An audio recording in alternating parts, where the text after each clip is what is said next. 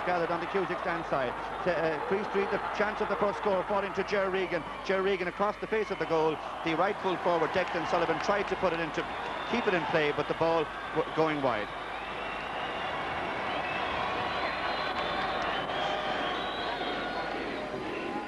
Well, tremendous here on television this afternoon, and remember, history being made today, the first colleges final ever televised live. Well, I have bad news for Cork in that Kevin Kiley, their midfielder, is now. You'll be seeing plenty of him as the hour progresses. A 6-footer, Jim Murphy, apparently was given absolutely no chance 2 weeks ago of playing in this game because he had a serious back complaint. Cormac McNally breaking the ball down. Chance at the first score for Crease 3, and picked up very smartly indeed there by Declan Sullivan, the man who tried to keep the ball in play to get a score a moment ago. Well, he's got that point. So the first score of the game for Crease 3 and their supporters naturally in jubilant mood. So then the midfield situation for Crease 3 is that Brendan Searles, the captain, who formerly played at centre half-back, is at midfield. He's partnered by Jim Murphy. Kevin Kiley doesn't play. Well, enough of that. On with the players. Pat Corcoran sets up an attack for Alan Rowe. John Fallon, the captain, for Tuam. Jerome O'Mahony, a 16-year-old in goal for Cork, but coming to Jerry Burke for St. Jarlaths. Jerry Burke finding Kevin Larkin in support. The chance of the equaliser perhaps for Kevin Larkin as he gets it across the face of the goal, but he was under a lot of pressure and that ball went wide. Kevin Larkin had a chance, but he was under a lot of pressure. The marking was very tight, and as you might expect in a colleges final, there will be very little slack or loose play this afternoon.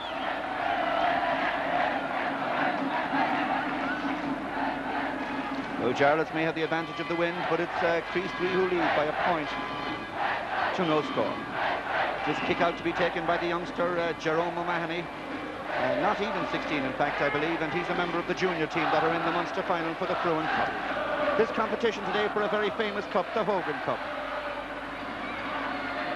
Corrick Brogan, his first touch of the ball. The St. Jarlaths star, his first shot of the match, but that too has gone wide, and the St. Jarlaths attackers won't find it easy, I'm sure, to judge that wind, because so often the case when you're playing with the wind, it takes a while to settle down, to find the right angles and get in your shots with accuracy. O'Mahony for Crease 3, a big boy. The kick out breaking to David Creedon. David Creedon down the field towards John Murphy, but he was stopped by Pat Corcoran. Jim Murphy, and he gets it to Brendan Searles, the captain. Cormac McNally, the Jarlaths full-back, is out, but John McGrath comes across to it. He's lost, taking it forward to Declan Sullivan. Raymond Brennan is there for St. Jarlaths too. He fouls Declan Sullivan. The free-in will be to Crease 3, and the full forward will come out to take it. He'll be Michael O'Donovan. Well, an extraordinary achievement for Crease 3 really to win 2 All-Irelands in such a short space of time, because this school was founded only in the 50s. There was a very large national school in the Turner's Cross area of Cork where this school is based, but in that sprawling, blossoming part of the city, it was felt that there was a need for a secondary school. Well, now there's over 700 pupils in that school, but it is a day school, and that's the extraordinary thing about it. Michael O'Donovan then with the free for Crease 3.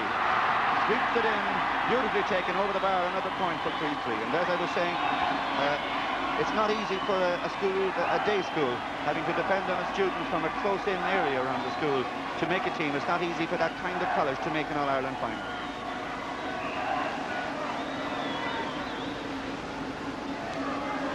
So Crease 3 have obviously settled the better their lead by 2 points to no score, but traditionally St. Jarlaths in the past have been slower to get into a game, but when they find their rhythm, they're always a very major force, and certainly they are the dominant school in this competition since it was started in 1946.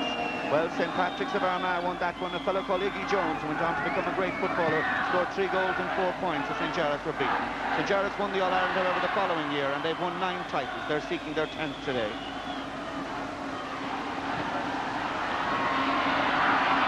David Kennedy for Crease 3. David Creedon in support. Nice support play there by Creedon. And John Murphy had picked up a lovely position, and that's a great ball through to Declan O'Sullivan. He tries to jink his way through. He still has a chance, and he's put it in the net. It's a goal for Crease 3. Oh, that was a very good goal. It was started by David Creedon making a support. A lovely ball came through for John Murphy. The ball fell kindly a second time for Declan O'Sullivan, and he side-footed into the net as the St. Jarlaths defender Raymond Brennan lost his footing on the greasy surface. Cork Brogan for St. Jarlaths, and a dreadful start for St. Jarlaths. The Crease 3 can hardly believe their luck, I'm sure, that they're leading by a goal and 2 points after only 6 minutes of play.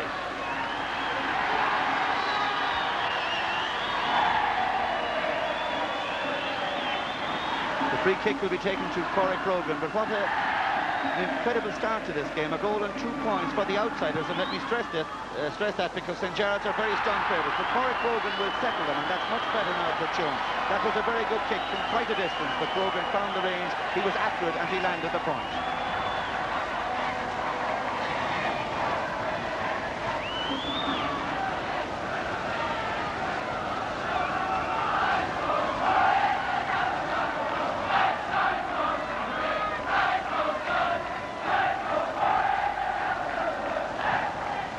Can Cork Brogan's point set to St. Jarlaths? He gets it down towards Alan Rowe. The first touch for the man who scored vital goals in the championship run up to this final. Breaking towards Leslie McGettigan in front of the goal. He'll try for a point with his left foot here. Breaks it to Cork Brogan. Oh, it's come off the crossbar. A great effort by Cork Brogan. The goalkeeper for Cork, Jerome O'Mahony, didn't know much about that one. Well, the ball is out over the sideline. They're playing on, but I thought it was out over the sideline. However, Leslie McGettigan for St. Jarlaths. In towards Jerry Burke. The cornerback for Cork came very strongly with that one. It breaks to Michael Martin. A chance of the point for Michael Martin, but the young lad from Dunmore McHale shot that one wide. Well, that was a great effort by St. Jarlaths, because when Leslie McGettigan broke the ball down, it fell to Cork Brogan, and Brogan's instincts, always so sharp, when he tried the right thing, it smashed back off the crossbar. A let-off for Cork.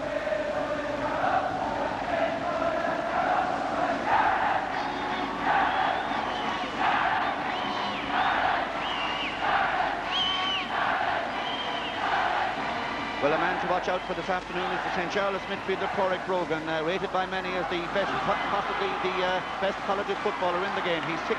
He's a magnificent fielder and runner of the ball, and he tries a shot here, and he's put it right across the face of the goal. And another let-off for Cork as Cork Brogan comes through. And you can see there from that picture the magnificent stride of Brogan. He's 6'4". He's a young lad from Mayo. He's only 17 years of age, and what a future lies ahead of him. And already people are thinking of a future Brian Mullins, a future Jack O'Shea.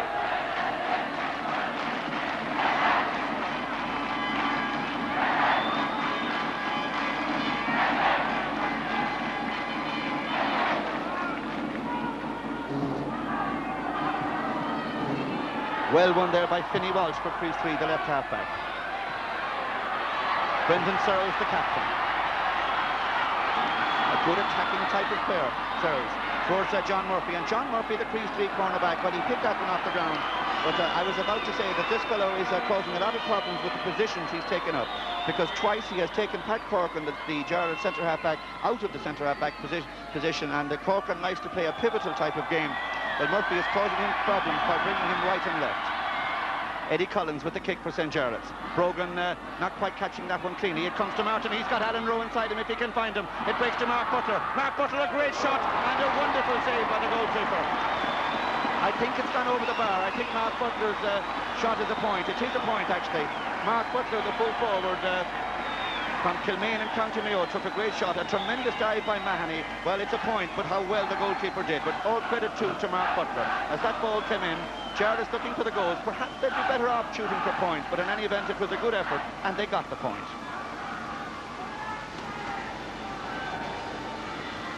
So Jarlaths have settled, just a goal between them now, and with the way the scores come thick and fast in colleges football, a goal, not a fantastic lead. A great catch by Brogan in the middle of the field.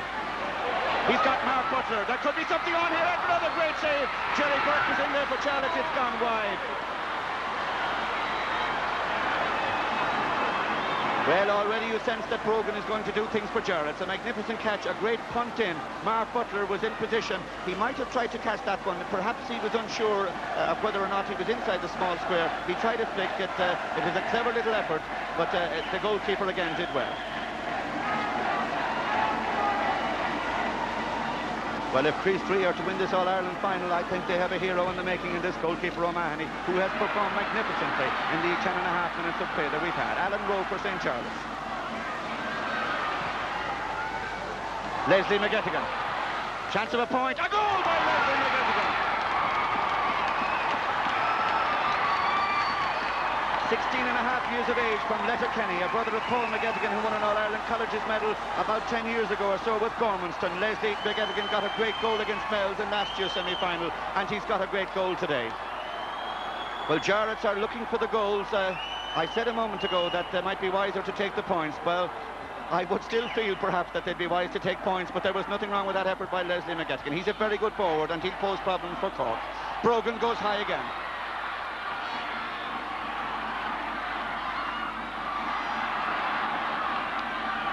Free to Chriost 3. The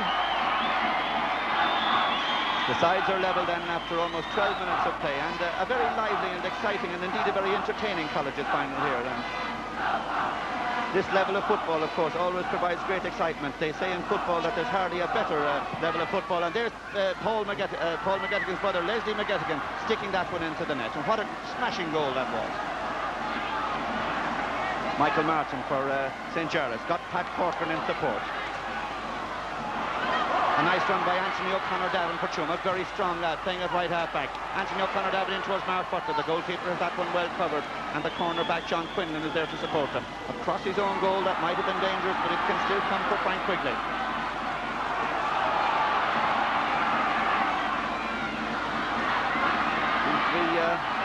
Trying to set up the kind of attacks that yield them good scores in the early part of the match, and John Murphy has taken up a good position. But look at the determination there. John McGrath, the young full-back from Kilmaine and Mayo, who plays with St. Jarlaths. Quite a number of Mayo lads here. I think possibly something like 7 Mayo lads on this St. Jarlaths team. There's another of them, Pat Corcoran. Breaks to Eddie Collins. The Roscommon lad from near St. Castlereagh plays with the St. Crowan's club. He was fouled in possession there. Good refereeing by Jim McCurry, because as Eddie Collins held on to that ball, you might just have felt that he was holding on to it too long and that there might have been a free in, but the referee knew that the tackling was hard, that he was under a lot of pressure, and gave him a free out. Well, there's a fine strapping young fellow who plays at full-back for St. Jarlaths, Cormac McNally. He played a cornerback in the team that won the All-Ireland last year. He had a very good second half against Mahara in the semi-final, and he's at full-back today. O'Connor-Davin's shot for Tuam is blocked. Martin, John Fallon has made a run to his right. Porrick Brogan has run with him. And here's Porrick Brogan, who will go for the... I'm not quite sure what he was going for. He pulled that one wide, but what a good run that was by Brogan again. And interestingly, Brogan and his partner John Fallon both ran in support of the man there. And at this level of football, where speed and fitness so important, support play just as important.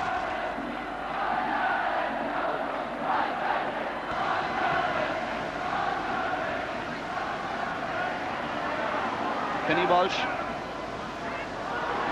His effort blocked by Leslie McGettigan. Leslie McGettigan shooting for the point. A wonderful shot by Leslie McGettigan. Oh, that's great shooting by the young Johnny Goal lad who got the goal earlier on, and now he's got a point. That was a very good effort by McGettigan.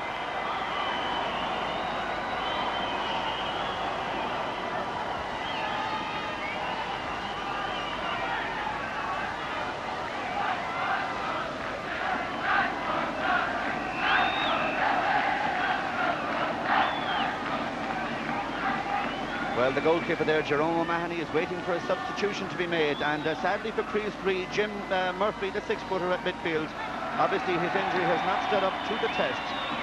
It was a great boost for Cork when Jim Murphy was able to play, but now he's been replaced by Stephen Ryan, a lad who has experience and has played for this team, but Chriost 3 are now playing without their 2 first-choice midfielders. Here's one of St. Jarlath's first-choice midfielders, Porrick Brogan. He was looking for McGettigan again. I think you'll see that St. Jarlath's working that move. The midfielders finding Leslie McGettigan in the right corner, but Chriost 3 were able for it that time.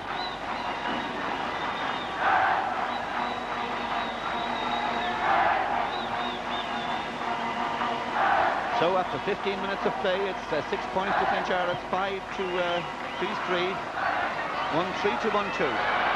Porrick Brogan wins it again for St. Jarlath's. What a match he's having. Mark Butler made the run for Jarlath's, so too did Jerry Burke. The ball played out the field, and Chriost 3 can keep this one in play. Frank Quigley finding the substitute, Stephen Ryan. Stephen Ryan looking for the full forward Donovan, but Cormac McNally breaks it down, and he's got a man in support, but it falls for Chriost 3. The foul was on the number 15, Paul Cleary, and the number 14 on the right of your picture there, Michael O'Donovan, will take this one.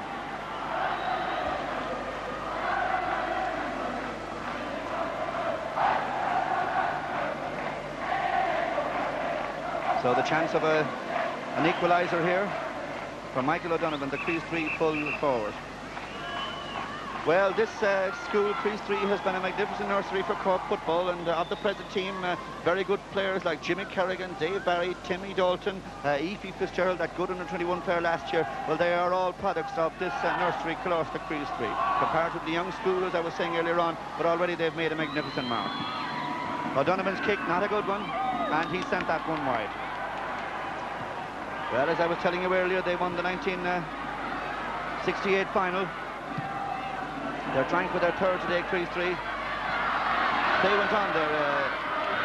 Interestingly enough, there seemed to be some confusion in the minds of the officials, but it's St. Jarlaths attacking, and Jerry Burke with this one for Jarlaths in towards Alan Rowe. The ball just did not fall kindly for him. It fell kindly again for Jerry Burke.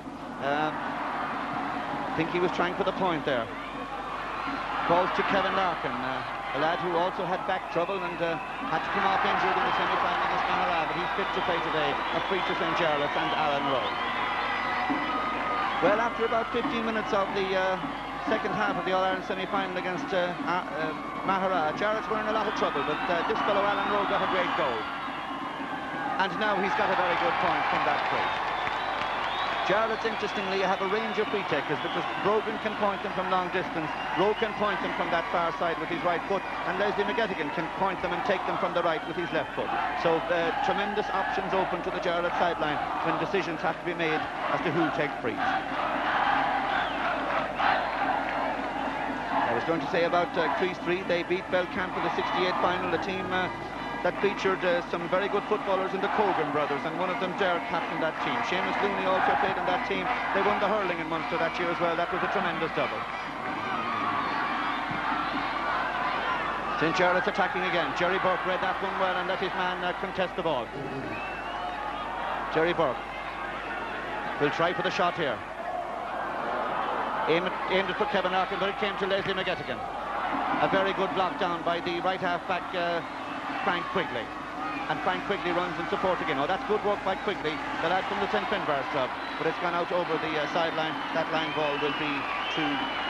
Well, I think the referee thought at first it was to Chriost 3, and he was making his way in, but now he takes the word of the linesman, and this ball... Yes, it's a Chriost 3 ball, all right. The referee, I beg your pardon, thought first it may have been a Jarlaths ball, was making his way in towards the canal end, but then, as I say, took the word of the linesman. It's a Chriost 3 ball, all right. Michael Martin to run to that one.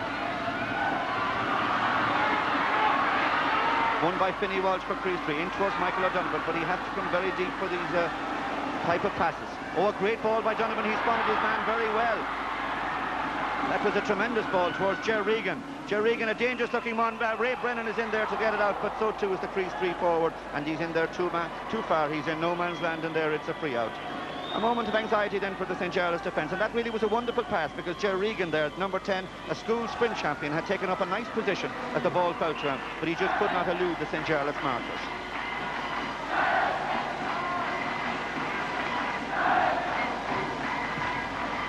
Jim Tracy's kick out. Ger Regan winning that one again. Declan Sullivan there in support. Declan Sullivan.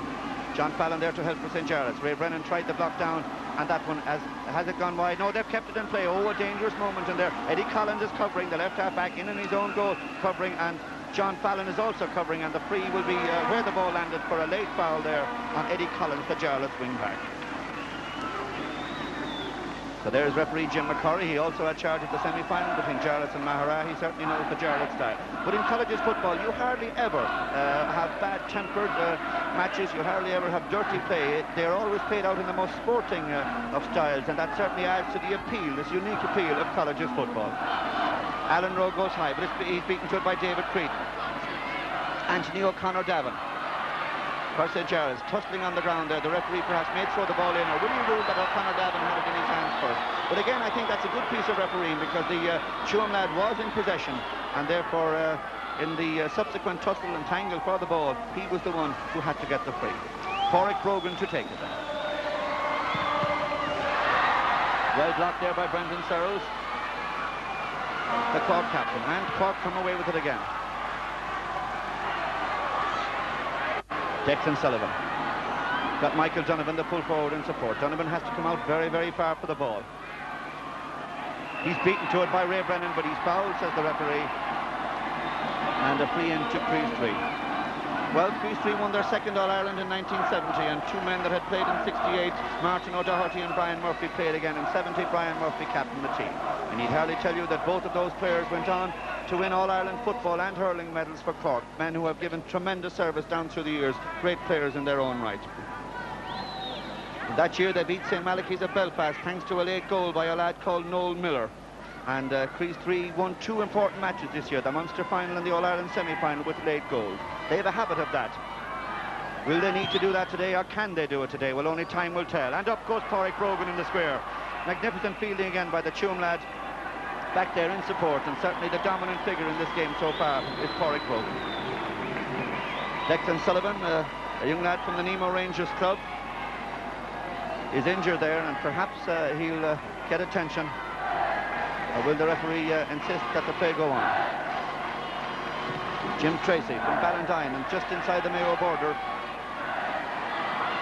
plays with the Davos club, and John Fallon, the Tuam captain, to set up an attack. Alan Rowe and David Creedon, two very strong boys. And a hard tackle there on Alan Rowe by the right half-back Frank Quigley. The foul on the Tuam lad, and the free will be to Tuam. And Pádraig Brogan has gone over to take that one. Well, we saw Brogan set up some very dangerous attacks. We saw him kick a point from a free, but just a couple of moments ago we saw him back there, right in there in his own square, to take the ball out of the clouds and clear his line.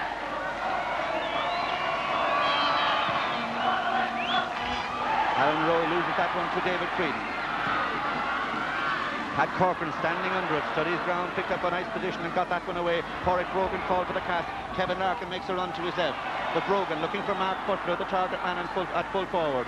The ball breaking through there across the face of the goal. Oh, that's dangerous. Michael Martin, can he keep it in play? No, it's gone wide. And there was indecision there as that ball came in from Brogan. He tried the long ball in because Jarlaths got a goal from that kind of effort a few moments ago. There was indecision there as that ball broke. Was it the back's ball or was it the goalkeeper's ball? Well, between them they might have messed it up. It might have been dangerous, but it slid wide. Michael Martin for St. Jarlaths, breaking away from him. Coming to Anthony O'Connor Davin. Mark Butler to try and keep it in play for Tuam. He just can't. It's taken away by the wind there, and it's swung away wide. Well, to continue the theme of Chriost 3's past in this All-Ireland Championship, as I said, they beat St. Malachy's Belfast by a point. And an interesting aspect of that game was that in the St. Malachy's team that day was Martin O'Neill, the present Northern Ireland soccer captain. And Martin O'Neill once went on record as saying that in all his sporting career, and he has of course won many honours, particularly in soccer, in all his sporting career, the greatest disappointment he ever suffered in his life was losing that All-Ireland Colleges final. Well, I thought I would tell you that to give you an idea of just how serious it's taken by the boys who play in this competition. Brendan Searles for Chriost 3, regarded as their best player, a Cork County minor. Under pressure there, and he was very closely marked, but it breaks for the left full-back John Quinlan. Stephen Ryan. Regan again had picked up a nice position. John Murphy tries a shot. It's gone in. Oh, that was a tricky one for the St. Jarlaths goalkeeper. Ger Regan did the damage initially. Ger Regan had picked up a very nice position there, and he broke the ball very cleverly with his left arm to John Murphy. Now John Murphy tried one. Jim Tracy thought he was going for the point. He saw it just a little bit late, and there was absolutely nothing he could do to keep it in play. And what a smart goal that was, and there's John Murphy, the scorer. Chriost 3 may be missing their midfielders, but they're putting up a tremendous fight. Pádraig Brogan for Jarlaths. Won by the fullback Paul Harrington. Leslie McGettigan wins it back for St. Jarlaths. This can break for Alan Rowe. Alan Rowe chased by David Creedon. Alan Rowe will try to work his way back to the right for a point. A good drive by Alan Rowe, but he's pulled it wide. So 2-2, that's 8 points for Cork, 1-4 for Tuam. A point between them, and Cork in a very handy position. Got two smartly taken goals, and they lead by a point with 4.5 minutes to go to half-time.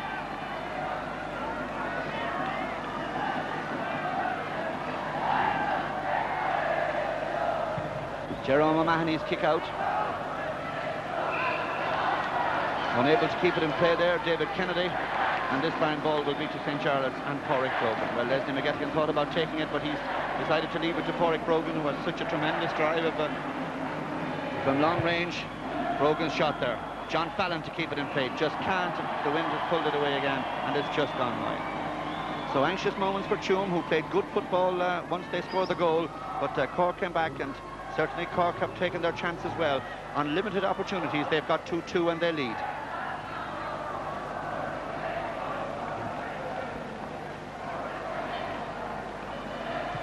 Four minutes to half-time.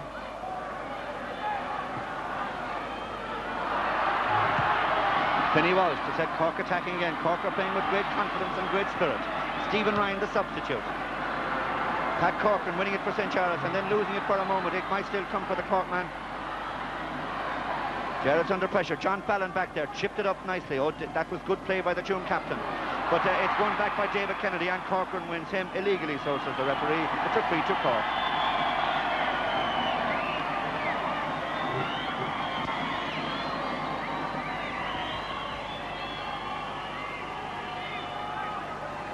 Brendan Searles, the Cork captain, turned aside for a moment there to listen to an instruction from the far side of the field. Stephen Ryan had made a run for a short pass. Brogan saw him, out of shot there. Brendan Searles, the captain, very good footballer. That's a tremendous kick of the ball. And it drops over the bar. Oh, that was a wonderful shot by Brendan Earls. Well, it was on his wrong foot, so to speak, really, because he had to come around the corner, around the house, and kick that one with his left. And he judged it to a nicety, and that was a very good point. And I think this is a fellow who's going to provide a lot of inspiration to Cork today. 2-3 to 1-4, Cork in command, 3 minutes to half-time. Brogan wins it for St. Jarlaths to try to set up another attack. Down to Butler. Butler lets that run through, and Michael Martin with the chance. Will he draw on it or will he try and pick? He'll try and pick. He cuts his way in. A chance of a goal, and he's put it wide, and he really should have done better. Well, Jarlaths are missing a lot of chances. They're missing chances of points particularly. But as that ball came in, it all fell kindly in the end for Michael Martin.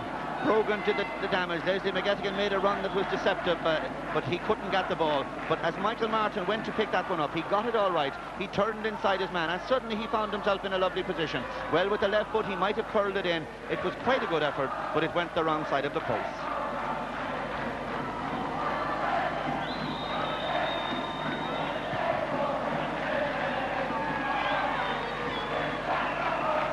The sideline ball will be to St. Jarlaths, who trail coming up to half. St. Jarlaths were very strong favourites, not just on tradition or anything like that, but on the form that they showed in the semi-final against Mahara. They were very strong favourites to win this final, but they trailed coming up to half-time. Alan Rowe's kick. Mark Butler going up. It breaks to Michael Martin. He surely can go for a point here, and he's missed that one again. Jerry Burke for St. Jarlaths is fouled. He's tripped by his man there. This free will be to St. Jarlaths, and Alan Rowe probably will take this one from the right, and certainly he can get a point back here. But really you wonder all through this first half why St. Jarlaths are not snapping up their points, because they're playing with the wind.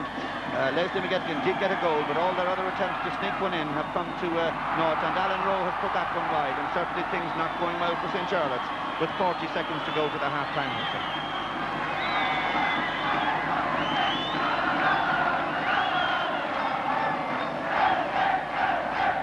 2-3 to 1-4. That's 9 points to 7. 2 points between the sides. Colaiste Crease 3 in command.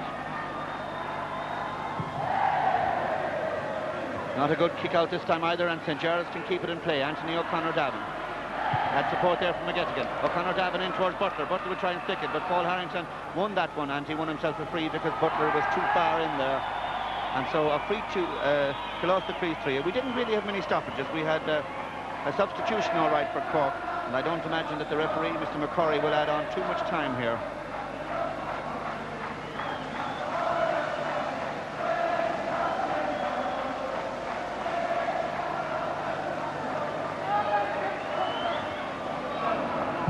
O'Mahony's kick out. Finney Walsh, the left half back for Crease 3, has had a very good first half. One of the best players, I think, on the Crease 3 side in this first half. Mark Butler wins that one in spectacular style. He's got Martin to his right. Now he just cannot regain his feet to find him. But Michael Martin of St. Jarlaths was in a free position for the ball there, and if Butler could have worked his way out, Well, the fact that he didn't is a tribute to the tight marking of Harrington, the strong and sturdy full-back for Crease 3. But Corey Brogan to put the deficit to a point, perhaps, with this effort. It's in front of the goal, he's got the win, but it's quite a distance. About 40 metres out, Hogan swings it in, and it's won in there by Mark Butler. Is he in the square? The ball played out eventually. Oscar Darmody gets it away for Crease 3, and Crease 3 were a little lucky then. Alan Rowe to John Fallon. It's half-time. Well, Crease 3 played against the wind in the first half, but they lead at half-time by 2 points, 9 points to 7, 2-3 to 1-4. Crease 3 lead after a half-time that was after a first half that was exciting at times, always interesting, good football. I think you have seen colleges football as it can be played. The players are very, very fast, they're very, very fit, they're giving it everything. It's played in a very sporting manner, and it's all very enjoyable. But more enjoyable, I would feel, for our viewers watching in the southern part of the country today, because Cork lead at half-time, even though they've played against the wind, and certainly snapping up their chance as well. And that well-taken goal by John Murphy, perhaps the crucial goal there. Leslie McGettigan had got a nice one for St. Jarlaths, but Murphy's goal rocked Jarlaths back on their heels at a time when they were doing well. And so at half-time, Cork lead then, Colaiste 3, 2 goals and 3 points. St. Jarlaths Tuam 1 goal and 4. But that's it for the first half. We'll be back for the second half of this final, and with the rain cleared away now, and with the quite pleasant conditions here at Croke Park, and with the marvellous college's atmosphere, we're all looking forward very, very much indeed to that second half. Right, I think you've pretty well said it all, Jim. Thank you very much. Jim Carney there doing the commentary for us. And of course, as you just touched on at the end, a match like that, schools match, colleges match, has that special vibrant atmosphere and excitement all its own, which makes a final so exciting. We're delighted indeed to be able to bring you for the first time live colleges improved because it was a miserable day for football earlier on. Let's see just what the state of play is, as we have a little resume now of the first half, and I look forward to the second with Jim Carney. G.A.A. Barish agus Fáilte Ashka Páca Croke. Colaiste Crease 3 Cork Ga Cool agus 3 Coolini. Colaiste Jarlaths Niefa ó Tuam Cool agus Kerra Coolini. Well, this game started off in very dramatic fashion. The second half will start off in a few minutes, but before it does, we'll have time to look back at how Crease 3 got a tremendous boost early on. They got a very, very early goal. It shot them into a lead of a goal and 2 points. David Kennedy for Crease 3. David Creedon in support. Nice support play there by Creedon. And John Murphy had picked up a lovely position, and that's a great ball through to Declan O'Sullivan. He tries to jink his way through. He still has a chance, and he's put it in the net. It's a goal for Crease 3. Oh, that was a very good goal. It started. Yes, that goal was very smartly taken, and then John Murphy, the centre-half forward, came back and got another goal. Well, St. Jarlaths scored. Leslie McGettigan got one for them. A well-taken goal it was, and that certainly put St. Jarlaths in a strong position.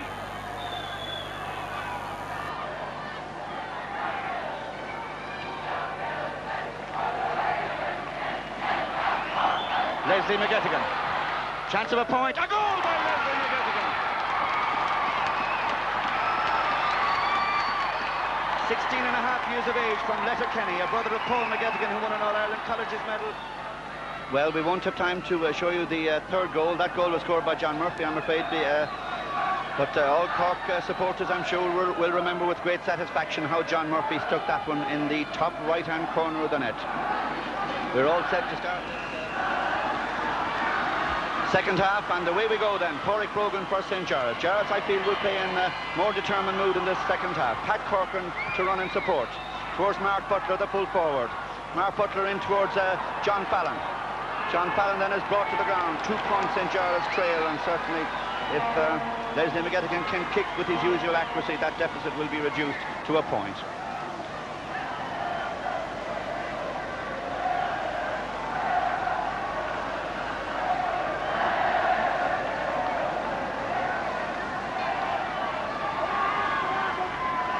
Leslie McGettigan.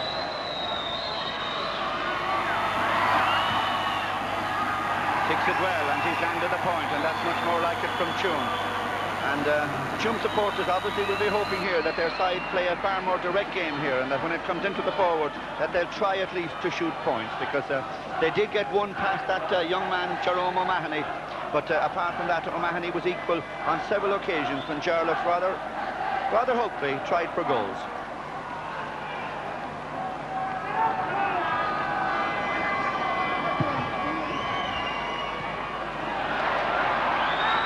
John Fallon to set one up here for St. Jarlaths. Through towards Mark Butler. Michael Martin has made a run. Mark Butler across the face of the goal, and he's put it wide. And Mark Butler had a man inside him there, and as he kicked Mark Butler there, he just seemed a little casual, and certainly Jarlaths not seeming to put the strength into their drives today. Perhaps they're trying to measure them to judge the wind, but at this stage of the game they should know the kind of weight you must put on a ball if you want to land a point. Well, a change from the glory days of the Dubs of the 70s. Just one solitary figure there, huddled in the rain with the umbrella on Hill 16 today. But hundreds of cheering supporters of both sides are away over in the Cusick stand. Michael Martin for St. Jarlaths, through to John Fallon. John Fallon trying to lead his side by example. To Leslie McGettigan, he's got Brogan in support. Still Leslie McGettigan. Not a good ball.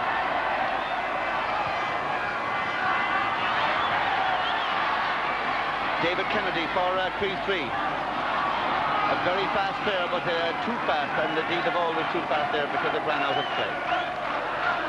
Well, St. Jarlaths, as I was telling you earlier, have won the Hogan Cup on 9 occasions. They won it first of all in 1947, thanks to a tremendous single individual performance, 6 points scored by Sean Purcell, who later emerged as one of, if not as many people feel, one of the greatest Gaelic footballers that ever came out of the West, and indeed many people feel one of possibly the greatest footballer to ever grace Croke Park, a man who inspired Galway to win an All-Ireland title in 1956. Well, he had won a Hogan Cup medal, and indeed people who followed the career of Sean Purcell often said that his greatest ever performance was in that 1947 final. Well, that was St. Jarlath's first victory.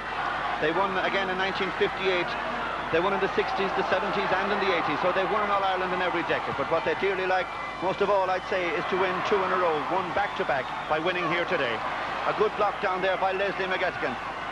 But he fouled the ball as he got it. He doesn't like that decision, Leslie McGettigan, and you have to have some sympathy for him because he worked very hard to win that ball, but he just couldn't come away with it. Well, if Sean Purcell set up a success in 1947 for St. Jarlaths, they went on then to win another one in 1958. And in 1960, they won a team with players, they won a final, their team had players like Enda Collar and Seamus Layden, men who went on to inspire Galway to win 3 in a row in the 60s. Pat Donlan played in that team too, so also did the late Mayo footballer John Morley. John Fallon, the Jarlaths captain, comes to it and wins it a second time. But Finney Walsh, a great player on the Crease 3 side, he had a wonderful first half. McNally and Donovan. McNally tapped it back towards himself and comes out to clear it again. It breaks to Searles, the captain. He'll try for the point. Brendan Searles, did he curl it enough? Yes, he did. It came in. Brendan Searles kicked a wonderful point from a free with his left foot in the first half, and now he's kicked a great point from play. But they actually are the St. Jarlaths supporters. They're not cheering that point or anything like it. They're calling on their team to rouse themselves to greater effort and get up the field and get scores. If Jarlaths win today, they will have won 2 All-Irelands in a row, but it won't be the first time that they'll have done that, because in 1960 and 61 they put 2 back-to-back. And interestingly, in 1961 one of the players on that team was Oliver Hughes. Now Father Oliver Hughes, a teacher in the college and trainer of this present side. Well, there in the tracksuit is Michael Carey, the Crease 3 trainer, the man on the left there, who has worked so hard to get this team into the final. Michael Carey himself played county minor football for Cork. He won a medal when that side beat a good Mayo team in 1974, but now all his thoughts and attention firmly fixed on winning this All-Ireland final for Crease 3. Corey Brogan for St. Jarlaths wins it at the second attempt.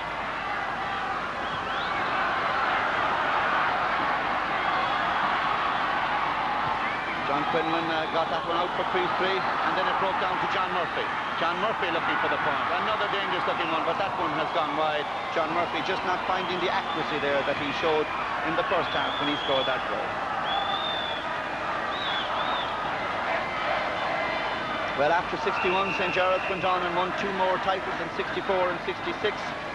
They had some very good players in the 66 team in particular, and they had some wonderful tussles with St. Mel's. Incidentally, in the early part of that decade, Mel's had won an All-Ireland themselves, and they had tremendous rivalry with Jarlaths. And indeed, one of the stars on the Mel's team in that period of time was the present Director General of the G.A.A., Liam Mulvihill. Well, Liam Mulvihill, I do know, has very fond and happy memories of college's football. It was a period of It was life that he enjoyed very much. He's now turned to the more serious and administrative side of the game. Not that playing the game is not a serious business. It's deadly serious today for these players. And here's Eddie Collins for Jarlaths. Brogan, a great catch. And he tried to set up an attack. Martin had called for a pass. Jarlaths are running everywhere. Not a good delivery, however, from Brogan. And Finney Walsh once again, and certainly the best back on the Chriost 3 team. He's had a really good match, has Finbar Walsh from the Nemo Rangers club. But it's breaking to Alan Rowe for St. Jarlaths. Not a good ball by Alan Rowe, however, and Stephen Ryan, the substitute, cuts it out for Chriost 3. Pat Corcoran for St. Jarlaths has got O'Connor Davin to his right. Gives it to McGettigan. McGettigan has come out the field to try and set up scoring chances. One man who could point the way, literally, for St. Jarlaths. Under a lot of pressure, Leslie McGettigan, he's unable to play the ball under that pressure, but he held on to it too long, and this time the referee gives a free out to Chriost 3. Well, Chriost 3 went in at half-time leading by 2 points. They're still leading by 2 points. Eddie Collins for St. Jarlaths. Chipped it up nicely. Eddie Collins transferring it to John Fallon. John Fallon towards Leslie McGettigan, who is now playing right half forward. Towards Pádraig Brogan. A great run by Brogan, and those ground-devouring strides of Brogan. Perhaps he'll try and go all the way here. Alan Rowe in front of the goal. Can he get room to take a shot? A swinging shot by Brogan. Well, who else could score that goal but Pádraig Brogan? St. Jarlaths are back in the lead. They lead by a point. Well, Brogan started it. St. Jarlaths are delighted. Here's the start. It came in from Pádraig Brogan to Alan Rowe. They set up a goal, the two of them, against Mahara. And here they tried to set up another one. Alan Rowe found his way block. He flicked it sideways. It fell on the ground. Now look at the concentration there of Brogan. He stuck out the left leg. It was a great effort by Pádraig Brogan, and in it went. Well, back live at the other end of the field, Jim Tracy, the St. Jarlaths goalkeeper, under a bit of pressure, had to work hard. He's a good goalkeeper, this fellow, and he did well there, and he got himself a free, and he'll take it himself.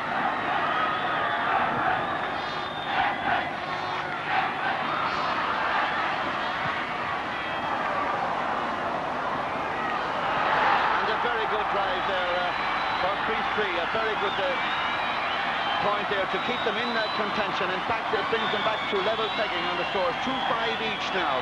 That ball coming in there from the left wing. An excellent score for Chriost 3, making it 2-5 to 2-5. And what a match we have in prospect now, because Brogan's goal came after 8 minutes of play. It brought St. Jarlaths back. A 2-point deficit was turned into a point lead, but now they're level again. So these sides giving it everything in this exciting second half. Brogan goes high again for St. Jarlaths. Another magnificent piece of fielding, and he's fouled. Well, strangely today, the St. Jarlaths captain, John Fallon, the man who played so magnificently well all through last year's championship, has not been a dominant force. But that's not surprising, really, because this lad injured his ribs and played against Mahara with cracked ribs. There's an interesting story behind that injury. I'll tell you about it in a moment. But Eddie Collins to take this one for St. Jarlaths. And Stephen Ryan, the substitute, coming away with it for Chriost 3. David Kennedy, he's very speedy, this fellow. He's got a lot of pace. He'll try here to put Chriost 3 into the lead, and that's a wonderful point by David Kennedy. Oh, this is a very good footballer. He scored a crucial goal against Mullingar in the semi-final, and now he's got a vital point. 2-6 to Chriost 3, 2-5 to St. Jarlaths.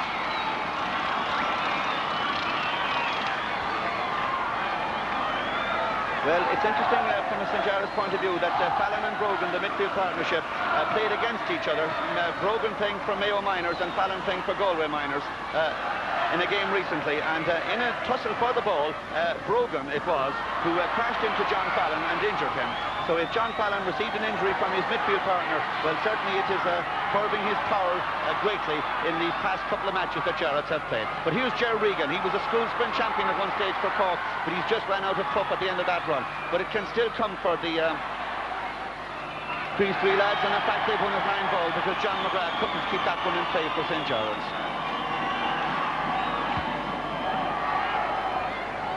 Chriost 3 lead by a point. Can't quite see who's kicking that one. It may be David Kennedy. In fact, it is. Trying to keep it in play. Michael O'Donovan, the full forward, from a very acute angle, and it's gone wide.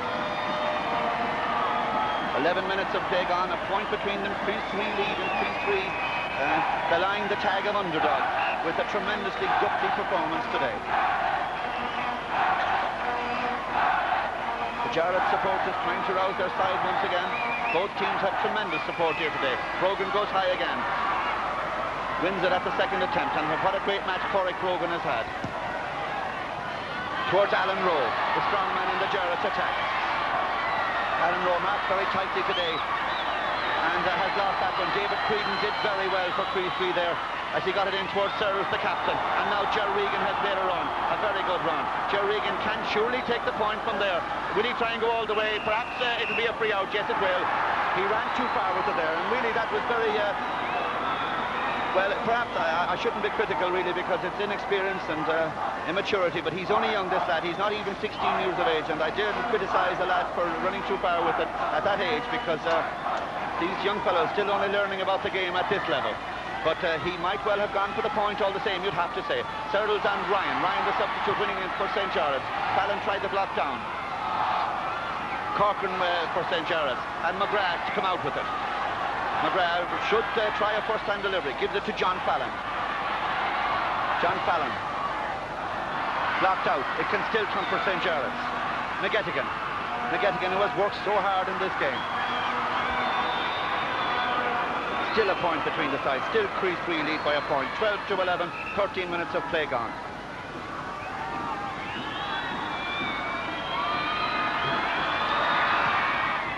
McGettigan towards Butler, the pull forward, knocked out of his hand. Butler not having as much return from the chances offered to him as St. Jarlaths might expect, perhaps. But Paul Harrington, the Cork fullback, has played very soundly indeed. McGettigan again. Butler on Harrington. Butler rises high to it. Comes to Butler, and again it's knocked out of his hand, and this fellow finding it very, very difficult to retain possession. Pat Corcoran there, but a hard swing there by O'Regan. Hard but fair. And it breaks for Chriost 3, and away they come again. John Murphy, a great block down there by Kevin Larkin for St. Jarlaths. Stephen Ryan for Chriost 3. Has got the left full-back Quinlan, this young lad from Ballyfahan, who has played very well for Chriost 3. Ger Regan towards Donovan and McNally for St. Jarlaths. Donovan, the Cork lad, keeps it in play, does well, and eventually it's gone out over the end line. St. Jarlaths are hoping for a kick out, but it's a 45-metre kick.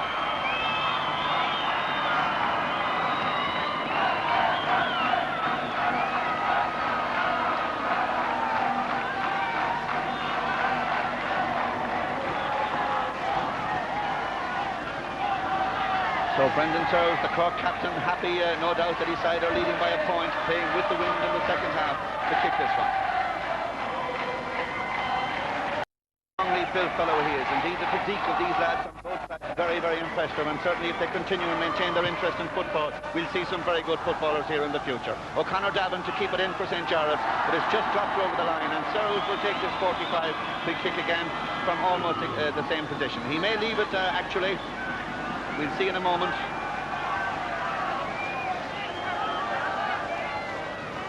He does leave it to Ryan, the substitute, I think.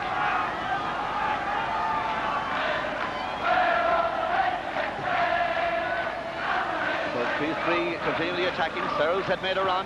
Ryan's kick. Donovan is waiting for the break. Kennedy was there too, and out comes McNally for St. Jarlaths.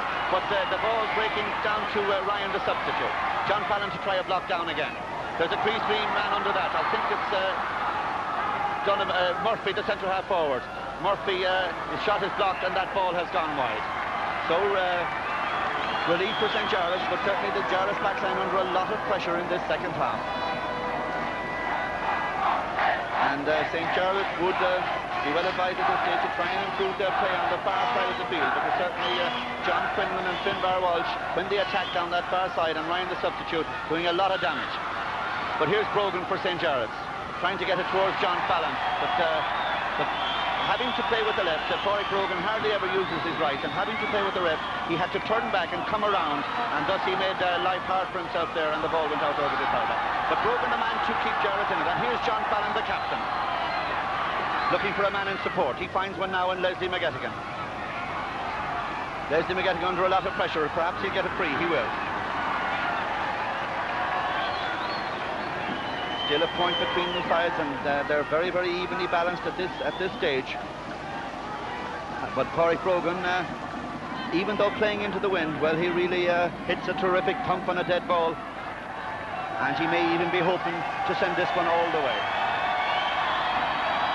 Cork Brogan then. Martin to keep it in play for St. Jarlaths. It's knocked out of his hand and it's gone wide.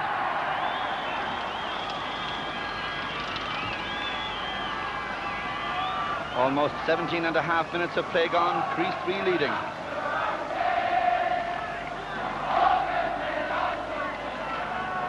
The Cork supporters singing in the rain.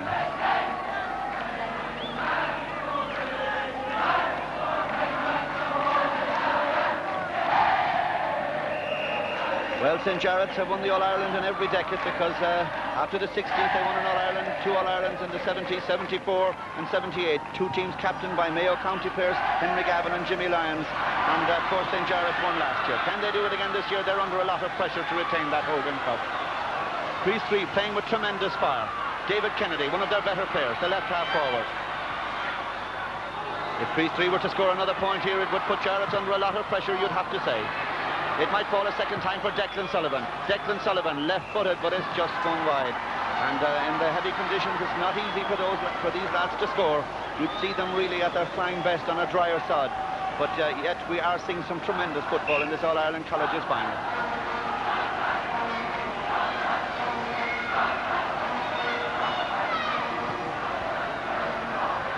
Cork Brogan, another tremendous catch. He's giving a marvellous exhibition of high fielding here today. Down towards Michael Martin. It might come for John Fallon. Michael Martin actually holds on to it himself. Down towards Mark Butler, but he's beaten away for it. And Mark Butler I think has come out to the 40 in a swap with Alan Rowe. In fact, Mark Butler may even go to midfield and swap with John Fallon. We'll follow that in a moment. But here's Brendan Searles, the Cork captain. Brendan Searles trying for the point himself. An important one, and it's just gone in and it's just gone wide. And as Ray Brennan went for that one, he hesitated just a moment. And Sullivan, the corner forward, saw his chance. Now watch as it comes in here. It's a difficult one for Brennan, the Jarlaths cornerback. Sullivan put him under pressure, leaped on his back and punched it just wide at the post. But in any event, you'd have to say that Tracy perhaps had it covered.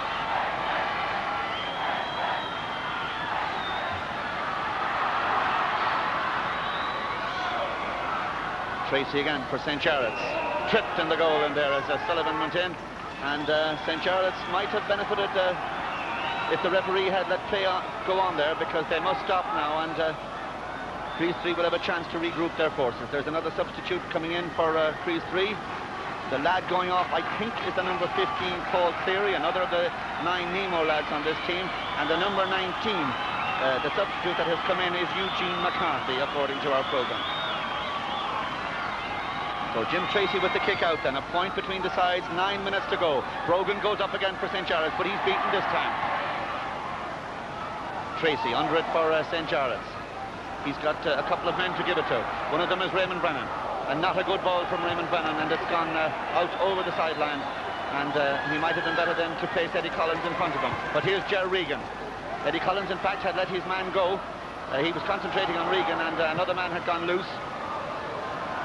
As that ball is swings in and swings wide. Well, if St. Jarlaths missed chances by kicking a lot of wides in the first half, Crease 3 are missing great chances now of stretching that lead. But 2-6 to 2-5. Crease 3 the leaders. Jim Tracy to kick out for St. Jarlaths.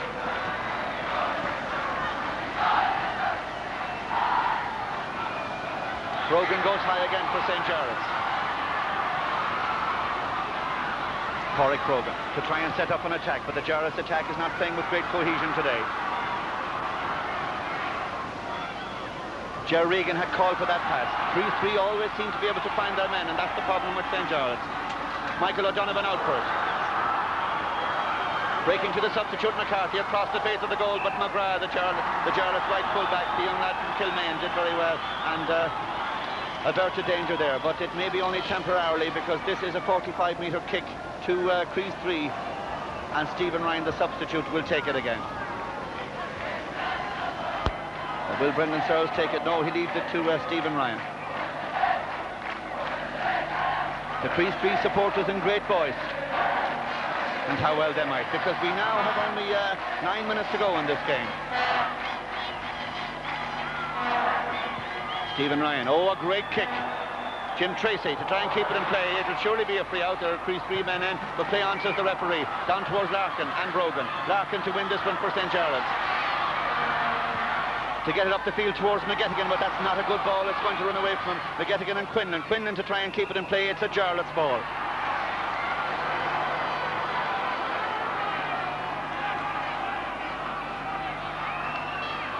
Well, Jarlaths badly need a score, and they're looking to Brogan to get it, and Brogan fields that one.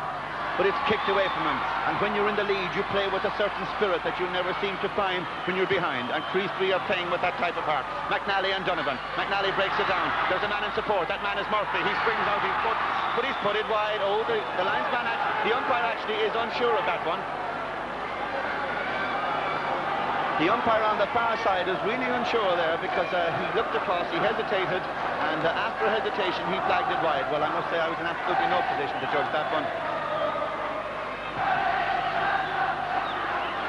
Anthony O'Connor-Davin going up for St. Jarlaths. McCarthy, the substitute. Punched in by O'Donovan. Tracy, who's had to work very hard, but he's done very well for St. Jarlaths. He's under a lot of pressure. Will he get in his clearance, or the referee let him play on with that one? And Tracy certainly one of the heroes for Jarlaths, but they're trailing by a point. O'Connor-Davin down the field. There's a Crease 3 standing under. That's Quinlan, the lad from Ballybrahan. He's had a great game. Was he fouled from... well, he was fouled, all right, but will he be taken where the ball lands? No, says the referee. And that in itself a let-off, perhaps, for St. Jarlaths. And dare you even think that if St. Jarlaths could get back up and get a score, could we possibly have a draw in this All-Ireland final?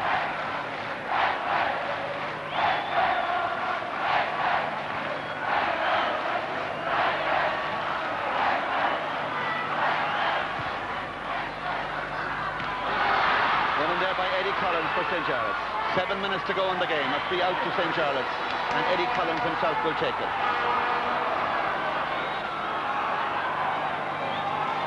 St. Jarlaths inclined to bunch around the middle of the field, and certainly not using the wide open spaces at Croke to good effect. But here's Stephen Ryan, a great substitute for Crease 3. McGettigan and Quinlan. Quinlan playing with great heart in this game. So too is McGettigan for Jarlaths. And he tries to block down, and he hinders Quinlan as he gets in his clearance there. Fallon tried to get it for Jarlaths. It came eventually to Corcoran for Jarlaths. So the first attack for St. Jarlaths for something like 5 or 6 minutes. Martin and the left half-back, and Finney Walsh, the left half-back. A hero today for Crease 3 wins it. But that should fall for Larkin of St. Jarlaths. Larkin has got a man inside him. He had 2 men, actually. He gives it towards Alan Rowe. Alan Rowe under a lot of pressure. He has Fallon outside him. He loses it, and Crease 3 turn away. And it's just not falling for St. Jarlaths. Or at least you might say it fell too easily there out of Alan Rowe's hands. Mark Butler for St. Jarlaths. He has come to midfield. John Fallon has gone inside to the attack. Ray Brennan towards Mark Butler. Mark Butler to set something up here for St. Jarlaths. He was looking for Brogan. It fell to Michael Martin. Michael Martin in front of the goal. A chance of something here. He's put it wide. He's put it wide. He was under a lot of pressure. But the shot in any event was a weak one, and it's gone wide. So Jarlaths have had 2 chances to do something about that scoreline. 12 points to 11, Crease 3 lead, and we have just over 5 minutes of play to go. Well, so often in the past, Corey Brogan in particular has pulled it out of the fire for St. Jarlaths. Can he do it today? Michael Martin for St. Jarlaths. Falls out of his hands, but he has a chance to win it back a second time. Michael Martin under a lot of pressure. He's got the free end.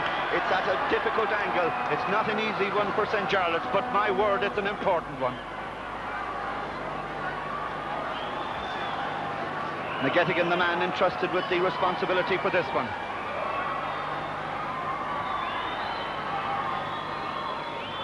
Leslie McGettigan, 16 years of age, from the famous St. Eunan's Club in Letterkenny.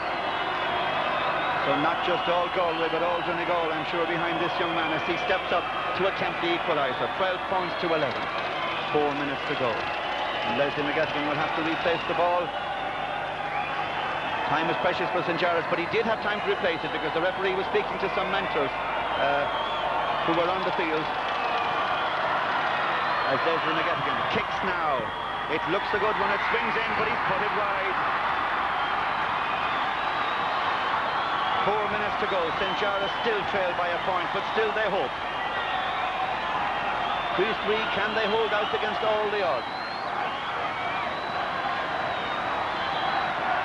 O'Mahony, what a great first half he had. He wasn't as busy in the second half, but by then he had done his stuff.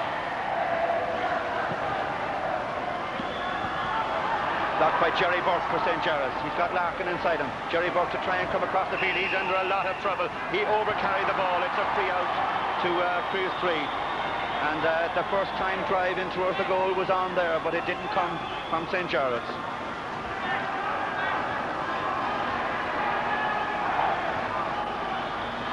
Three minutes to go. What an exciting final we've had. Well, I'm sure there are hundreds and thousands of people down south hoping and praying that Chriost 3 can hold out. Equally in the west, they're hoping that Jarlaths can do what they did so often in the past and come with a late score. One man who might do it is Alan Rowe, but he didn't run for him that time. John Fallon to try and block the way of the Chriost 3 man. Down towards Regan. It falls towards Derry, but here's Anthony O'Connor-Davin. John Fallon. A chance again for St. Jarlaths. A great ball by John Fallon. Oh, that was a wonderful pass towards Michael Martin. Can he regain his feet? He has Larkin outside him. Larkin looking for the equaliser. Did he get it? He's put it wide. Unbelievably, a wonderful chance for St. Jarlaths. He's put it wide. Well, Kevin Larkin can hardly believe it. There's almost 2.5 minutes to go in this final. 2-6 to 2-5. Chriost 3 lead. Unbearable excitement here now for the supporters of both sides. And what a final this has been. Yes, what a final this has been between two very fine sides who have given their all in the cause. And the cause is the Hogan Cup. Falling towards Eddie Collins. Eddie Collins must get rid of it quickly. Towards Alan Rowe. Rowe for St. Jarlaths. Might try and find Brogan. It fell away from Brogan. It can still come for Alan Rowe. Alan Rowe looking for the point. It breaks to Leslie McGettigan. He's under a lot of pressure. He'll try and shoot for the point. And the fullback Harrington has it for Cork. Down the field. McGrath and McCarthy. Chriost 3 coming away with it. Stephen Ryan. Brennan for St. Jarlaths and the cornerback Sullivan. It is fall again for Sullivan. He tries to get it in towards John Murphy. Oh, anxious moments for both sets of supporters now. John Murphy. Brennan and Sullivan again. They've had a great tussle. It breaks to Sullivan in front of the goal. A chance of a goal, and he's got it. That is surely a great goal. Declan Sullivan, he's got the first, and he's surely got the last.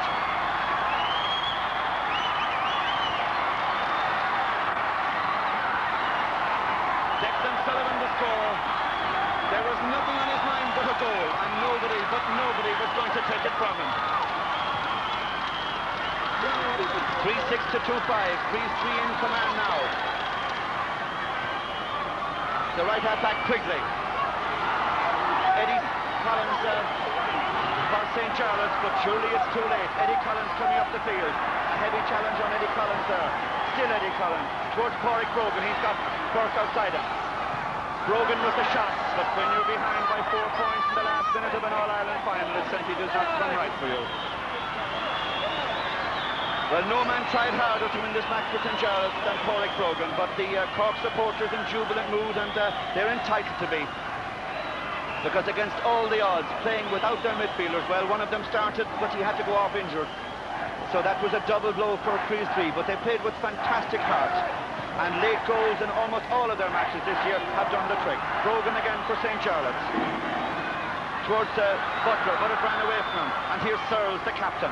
Oh, what a great game Searles has had. And if ever every Cork captain in the future can lead his team with the same kind of example, then Chriost 3 will always be happy. Donovan in towards Regan. Regan in front of the goal. He'd try one. It came off the post. It broke to Collins.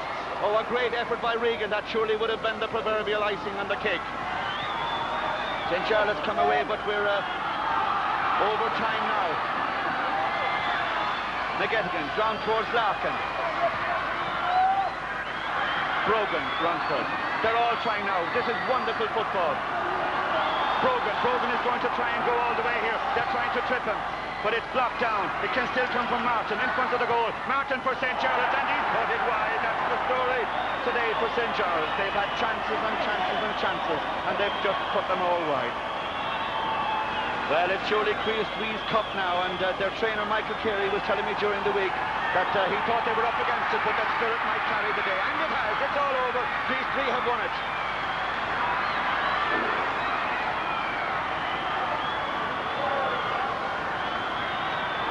Well, what a fantastic triumph for Cork. A most marvellous, magnificent victory for these young lads from Chriost. And there's Paul Cleary, and there the dejected figure of one of the St. Jarlaths lads. I think that lad is Eddie Collins. Players from both sides going to congratulate and commiserate with each other. There's Ger Regan, the 16-year-old, who played so well.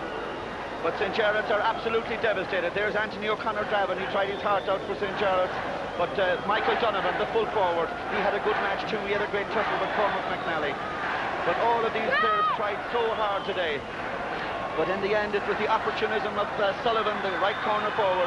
He got the first goal, he got the last one. Murphy got a great goal too. The right full back there, Dermody, played well. Quigley played well.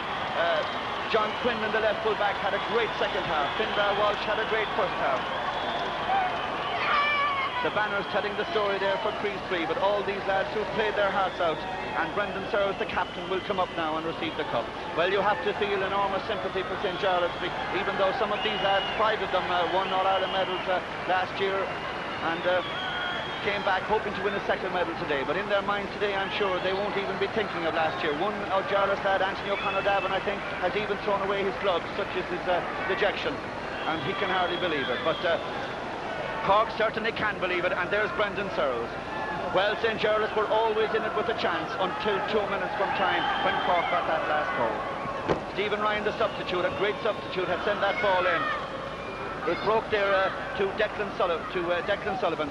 As you could see, Sullivan started that movement, and then John Murphy, who himself got a goal, sent it in. Well, Sullivan got it here. He's a very determined fellow, and when he broke through, the net was in his sights. He fixed his sights on the net, and my word, he hit the target in splendid style.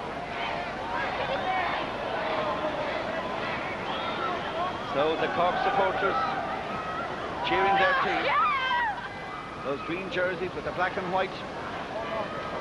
What a very happy side they are, this college from Turner's Cross. All the more meritorious this achievement when you consider that they are a day school.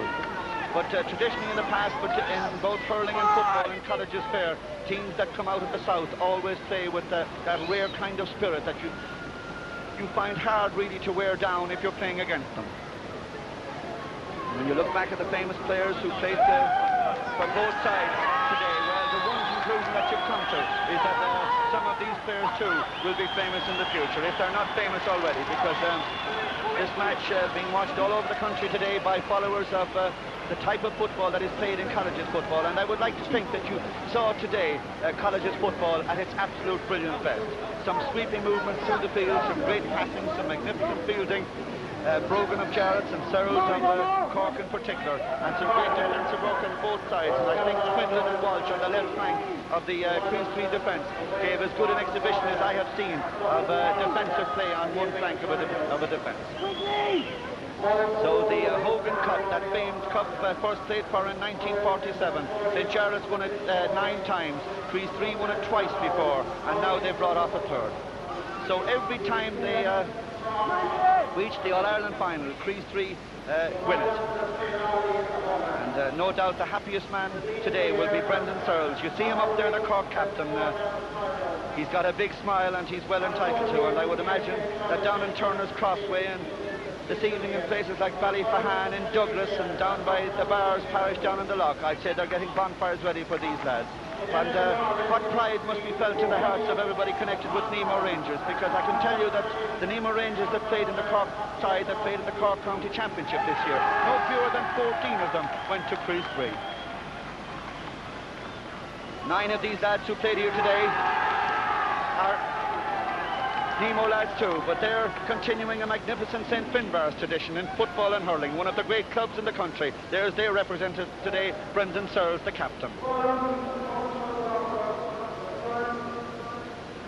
So there's Brendan Searles to say a few words. No doubt he's rehearsed those words during the week. He may even have been afraid to think of what they were today. No doubt he had learned them off by heart. He was afraid in his heart that he would not get to say them, but he did get them to say them. And so Cork have won the Hogan Cup by defeating a gallant St. Jarlaths side in the final here today. Well, I haven't commentated on a match for a long number of years that I've enjoyed so much in terms of the football played. It really was splendid football. But all credit to both sides for serving up that kind of football. Hard luck to St. Jarlaths, who gave their all in a lost cause, but many, many congratulations as we say goodbye to you from Croke Park, to the winners, Colaiste Chriost 3 from Cork.